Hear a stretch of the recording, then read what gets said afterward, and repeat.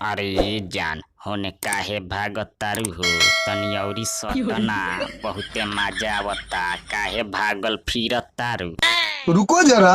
अरे हटी होने रउआ इहे निमन लागता।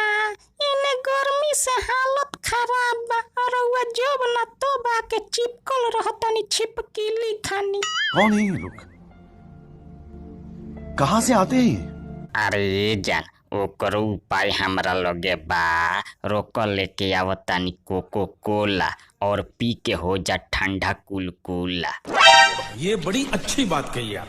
अरे जाई होने रउआ खाली बतिया 5000 के बतियाएनी। आज ले कब कोको कोला के मुंह देखले बानी जे हम के रउआ कोको कोला लिया के पियाए अपने पियले बानी कबो।